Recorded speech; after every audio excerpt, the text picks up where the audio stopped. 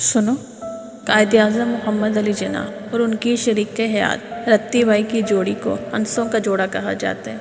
अगरचा जिन्ना अपनी सियासी जिद्दोजहद के दौरान अपनी महबूब बीवी को उस कदर तवज्जो ना दे सके, लेकिन उनकी मौत पर जिन्ना सबके सामने खुल कर रोए।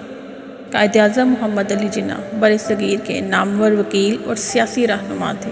मोहम्मद अली जिन्ना सन 1913 से सन 1947 14 अगस्त 1947 तक ऑल इंडिया मुस्लिम लीग के सरबराह और क़याम पाकिस्तान के बाद अपनी वफ़ात तक मुल्क के पहले गवर्नर जनरल रहे। सरकारी तौर पर पाकिस्तान में है कायद आज़म यानी सबसे अजीम रहबर और बाबाए कौम यानी कौम का बाप भी कहा जाता है। मोहम्मद अली जिन्ना की शानदार सियासी इनिंग्स और क़याम पाकिस्तान के अजीम वाक़े ने उन्हें दुनिया के सबसे बड़े अजीम सियासतदान की सफ़ में ला खड़ा किया। ताहम उनकी ज़ाती ज़िंदगी शदीद कर्ब और उतार चढ़ाव का शिकार रही। जिन्ना की पहली शादी उनके वालिद की मर्ज़ी से हुई थी, लेकिन शादी के कुछ अरसे बाद उनकी अहलिया वफ़ात पा गई, जिसके बाद जिन्ना की मोहब्बत की शादी भी उनकी सियासी मसरूफियात और ससुराल के तनाज़े की नज़र होगी। सकीना उर्फ एमी बाई जिन्ना की चचाजाद और उनकी पहली अहलिया थी। एमी बाई और मोहम्मद अली जिन्ना की शादी फरवरी 1892 में हुई। इस वक्त एमी की उम्र 14 साल थी, जबकि जिन्ना सिर्फ 16 साल के थे। ये शादी इंतहाई सादगी से अंजाम पाई। पहले निकाह पढ़ाया गया और फिर आम रसूमात पर रुखसती हुई। बाज़ हलकों का मानना है कि जिन्ना के वालिदैन ने सिर्फ इस डर से अपने बेटे को कम उम्री में ब्याह दिया था कि कहीं परदेश जाकर वो किसी गोरी को दिल न दे बैठे।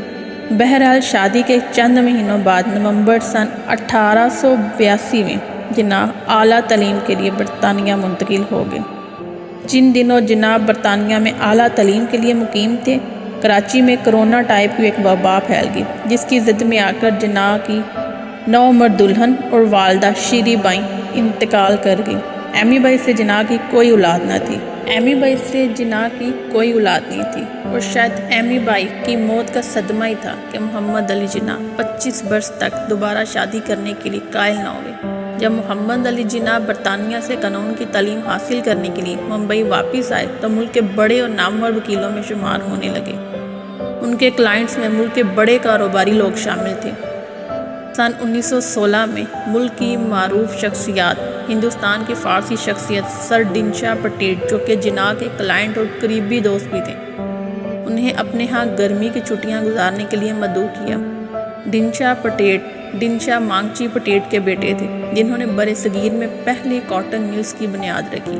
पटेल ख़ानदान कपड़े की सनत में बड़ा नाम रखते थे और उनका शुमार मुंबई के अमीर तरीन घरानों में होता था। उन्हीं दिनों में 39 साला जिन्ना और दिनशाह पटेल की अकलौती साहबजादी 16 साला रतन बाई, दोनों में कुर्बतें इस कदर बढ़ी कि दोनों ने शादी का फैसला कर लिया। मोहम्मद अली जिन्ना ने बातों ही बातों में सर दिनशाह पटेल से बैरून मुल्क में शादियों के बारे में उनकी राय पूछी। मिस्टर दिनशाह पटेल ने इस आंसर को माशरती हम आहंगी के लिए बहुत ज़रूरी करार दिया।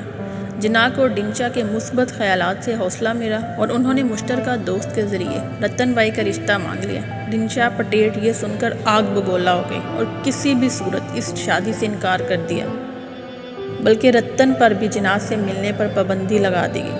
दूसरी तरफ रतन और जिन्ना फौरी तौर पर शादी करना चाहते थे, लेकिन कायद आज़म ने 18 साल की उम्र होने पर ही निकाह की हामी भरी। बहरहाल रत्ती की सालगिरह के 2 माह बाद एक मुख्तसर तकरीब में दोनों की शादी हो गई। इस शादी में रतन बाई ने इस्लाम कबूल किया और जिन्ना ने रत्ती का नाम तब्दील करके मरियम जिन्ना रख दिया। ताहम शादी के बाद भी उन्होंने खुद को रत्ती या रतन ही कहलवाया। इस शादी के वक्त मोहम्मद अली जिन्ना की उम्र 41 बरस जबकि रत्ती की उम्र सिर्फ 18 साल। अगरचा रत्ती के वालिदैन इस शादी से बिल्कुल खुश न थे, ताहम जिन्ना और रत्ती की जोड़ी को हंसों का जोड़ा कहा जाता था। रत्ती ना सिर्फ खूबसूरत थी, बल्कि उन्हें पहनने, ओढ़ने और बनने संवरने में भी उनको खास महारत हासिल थी। रत्ती के लंबे घने बालों पर हर वक्त ताज़ा फूल महकते रहते और उनके गले और बाजों में हीरे और जवाहरात की बहार छाई रहती। मोहम्मद अली जिन्ना भी शादी के बाद खुशबाश और बने संवरे रहते थे। इस दौर में उनका लिबास लंदन से तैयार होकर आता था। इस दौर में रत्ती के वालिदैन की जानिब से इस जोड़े के समाजी ताल्लुकात से तलहियाँ पैदा हो गईं और मुखालफत बढ़ती चली गई। شادی کے اگلے ہی سال ان کی بیٹی دینا جناح پیدا ہوئیں، لیکن سن 1922 کے بعد محمد علی جناح اپنی سیاسی سرگرمیوں میں اس قدر کھو گئے کہ رتی کو تنہائی کا احساس ہونے لگا۔ اس دور میں محمد علی جناح کو لکھے جانے والے خطوط میں رتی نے اپنے جذبات اور تنہائی کے کرب کو واضح طور پر لکھا۔ تنہائی کی آگ پر جلتی ہوئی رتی کو کینسر جیسے موذی مرض نے آ گھیرا۔